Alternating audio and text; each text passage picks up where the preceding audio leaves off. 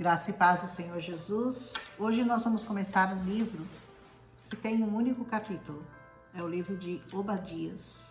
Ele também faz parte dos profetas menores e é muito rápido, mas é muito interessante esse estudo de Obadias. Obadias, ele tem um foco exclusivo em Edom. Como a gente sabe, né, os edomitas são originários de Esaú, quando Isaac teve 2 filhos, Esaú e Jacó. E houve aquela desavença por causa da primogenitura, por causa da falha dos pais, né? O pai protegendo Esaú, querendo que ele fosse dar a bênção da primogenitura para ele, quando Deus havia dito que o menor seria superior ao maior, que ele dominaria o maior. E a mãe, que era protetora do Jacó, enganando o pai para que ele desse a primogenitura para o Jacó e não para o Esaú.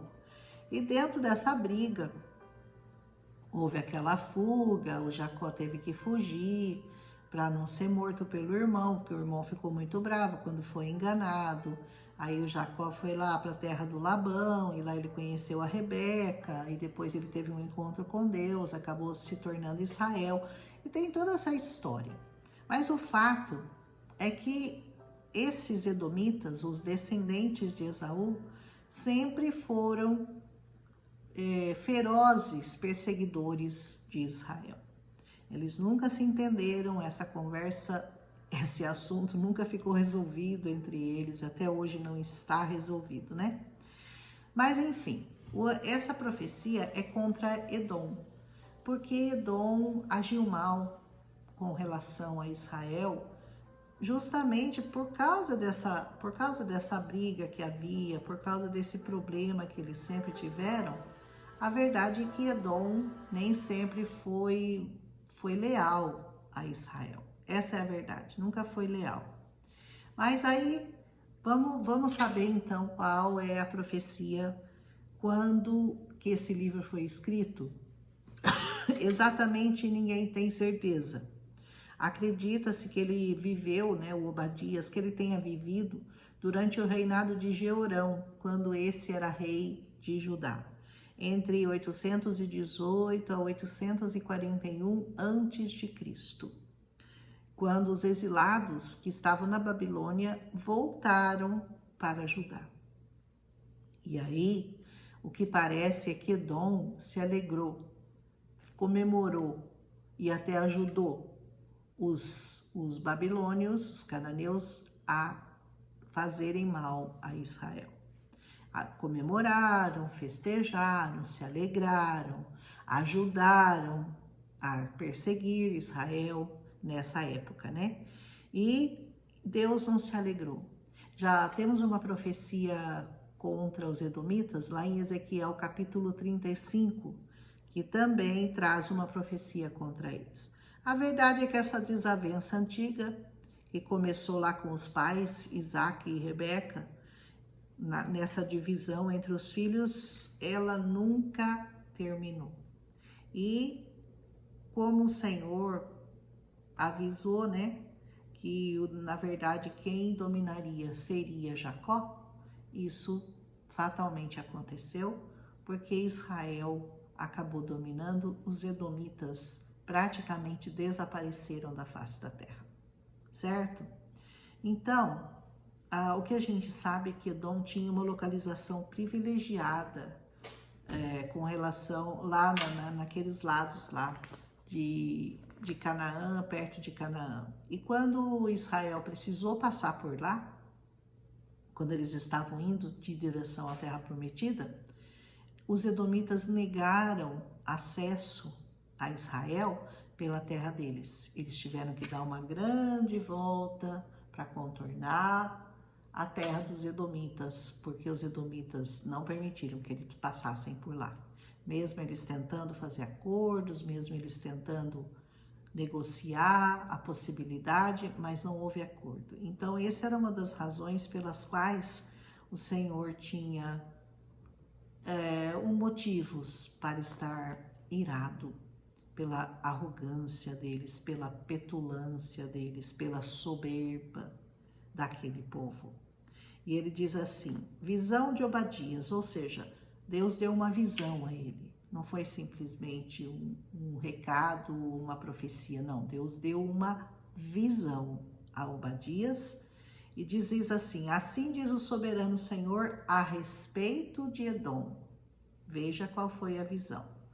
Nós ouvimos uma mensagem do Senhor. Um mensageiro foi enviado às nações para dizer, levantem-se, vamos atacar Edom. Esse é o começo do fim. Veja, diz assim, eu tornarei você pequeno, diz o Senhor para Edom. Eu vou fazer você ser pequeno.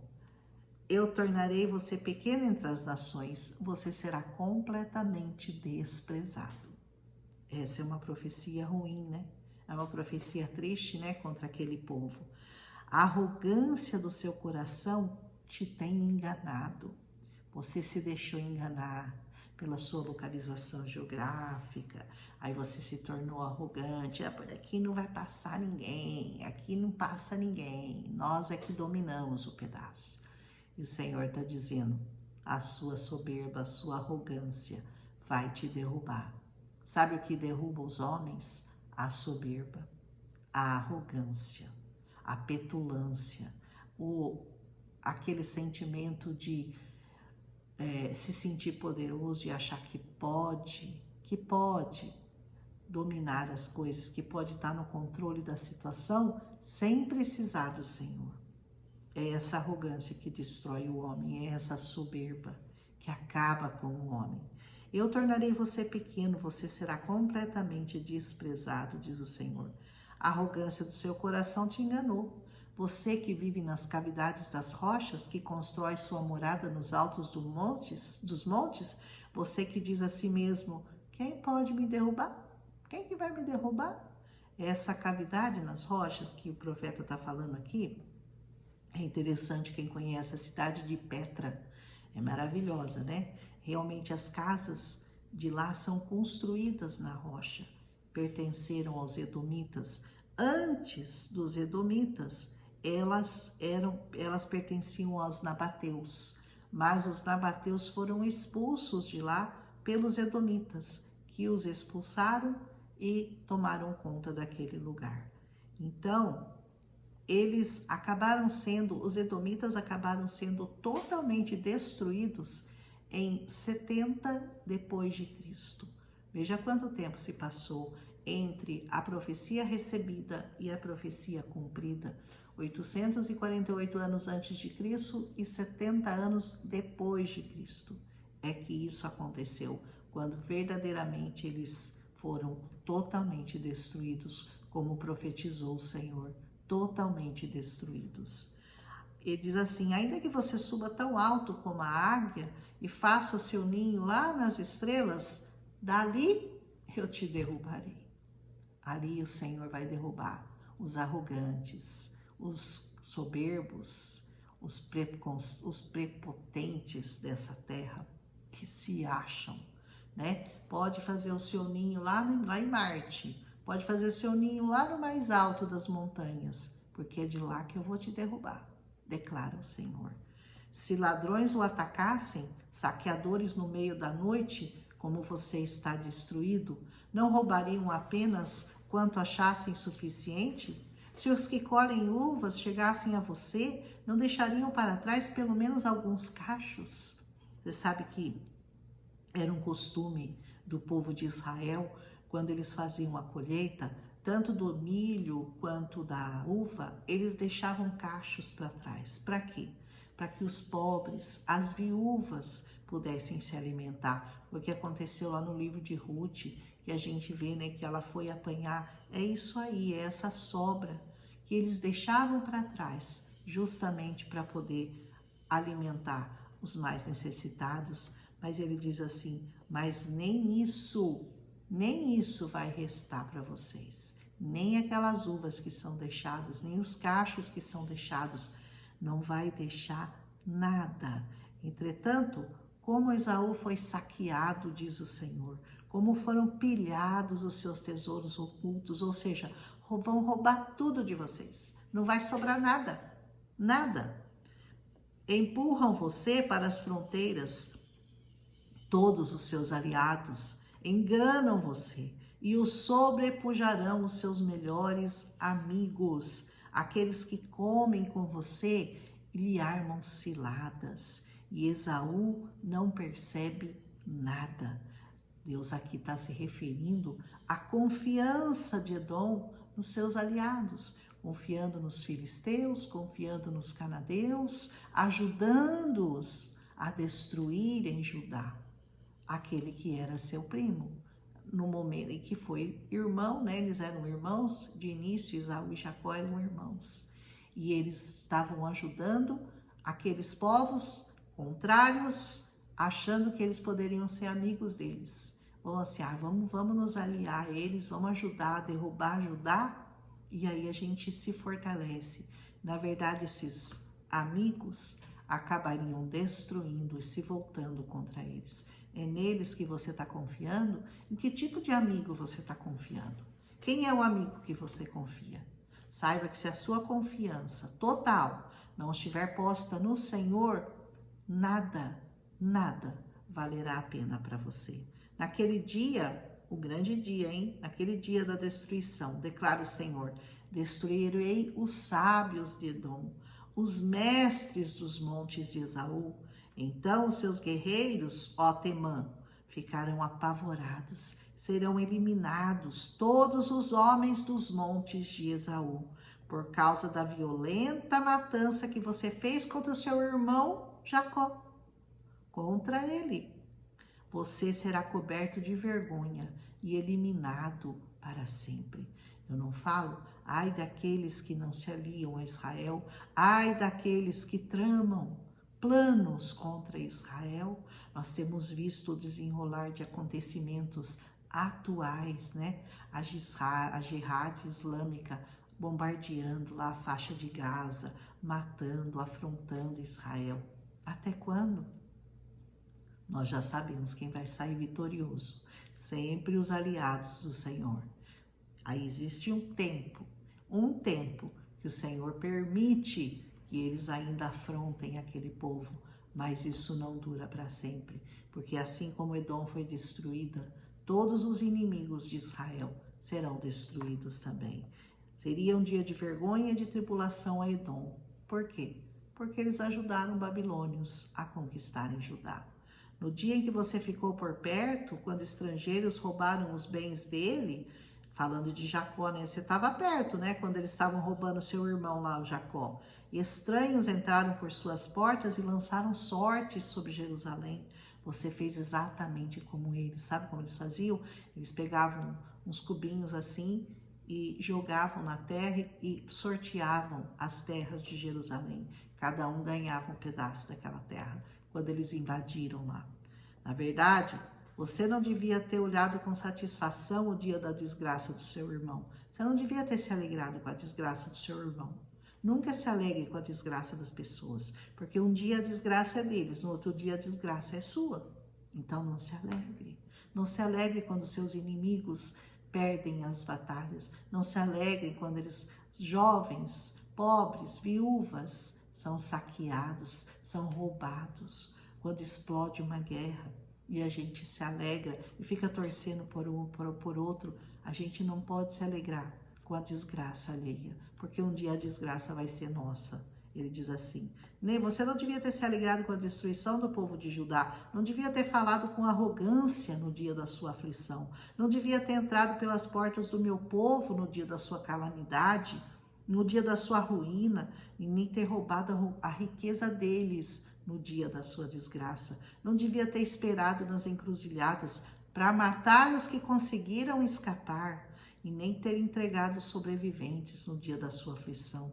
Sabe o que eles faziam? Eles montavam emboscadas, eles já estavam perseguidos pelos babilônios, e eles ajudavam a trazer de volta aqueles que conseguiam escapar, até mesmo a matar aqueles que escapavam. Pois o dia do Senhor está próximo para todas as nações. Veja bem, isso daqui não era só para Edom, é para todas as nações. Ele diz, como você fez, assim lhe será feito. Sabe aquele o mal que você desejar, virá contra você, e o bem que você desejar, também virá para você. O mesmo que o povo de Judá sofreu, eles também sofreriam. Essa é a palavra do Senhor para eles. Assim como vocês beberam do meu castigo no meu santo monte, também todas as nações beberão sem parar, beberão até o fim e serão como se nunca tivessem existido. Aqui ele fala dessa bebedeira que eles fizeram para comemorar o fim de Judá, mas o que as nações o que iria acontecer aquelas nações é que eles iriam continuar bebendo, mas daí um beber no sentido de cambalear e não ter força para levantar todas as nações que destruíram Judá. Mas no monte de Sião estarão os que escaparam. Ele será santo e a descendência de Jacó possuirá a sua herança. A promessa, né? Os que herdarão a herança refere-se àqueles que escaparem, né, do povo de Deus, o remanescente, que também foi profetizado lá em Isaías 4:2, fala também desse remanescente dos que escaparam. A descendência de Jacó será um fogo, e a de José uma chama, e a descendência de Jaú será o quê? A palha. Sabe o que acontece com a palha? Ela é queimada pelo fogo e pela chama. Eles as incendiarão e a consumirão. Não haverá sobreviventes da descendência de Esaú. Ó, ponto final. Não haverá descendentes da descendência de Esaú. Eles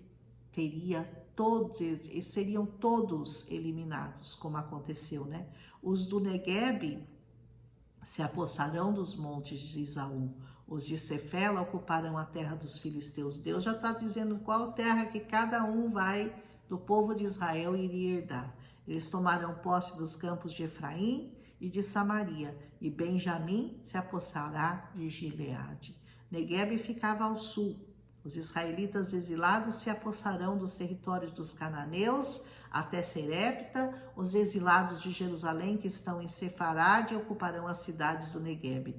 Os vencedores subirão ao monte para governar, ao monte de Sião para governar a montanha de Esaú, e o reino será do Senhor. Aleluia. No final, o Senhor governará sobre todos os povos, todos os lugares ainda perdidos e em mãos de outros povos voltarão para Israel. Porque a terra que o Senhor nos dá, ainda que fique por algum tempo na mão dos nossos inimigos, volta para nós. Tome posse da sua bênção, tome posse da sua terra prometida, tome posse da vitória do Senhor contra os seus inimigos, porque a vitória deles é temporária e a sua é eterna. Aleluia! A nossa terra está nos céus, com certeza, mas nós podemos começar a desfrutar, já aqui na terra, se nós aprendermos a ser fiéis e a confiar inteiramente no Senhor. Amém? Esse capítulo de Obadias, que só tem ele, é muito importante. Ele nos ensina muitas coisas com relação a não sermos prepotentes, soberbos, orgulhosos e nos alegrarmos com a tristeza dos outros. Amém? E nós possamos mais um dia aprender com o Senhor. Amanhã nós começamos o livro de Jonas, ou da baleia, né? É muito interessante o livro de Jonas também. Um abraço, deixa seu comentário, não esquece de deixar seu like e vamos prosseguindo os nossos estudos da Palavra de Deus. Vivendo, seguindo, aprendendo cada dia mais com o Senhor, porque Ele tem muito a nos ensinar. A vida toda não seria suficiente para nós aprendermos tudo que o Senhor tem para nos ensinar. Amém? Obrigada e um abraço e até amanhã.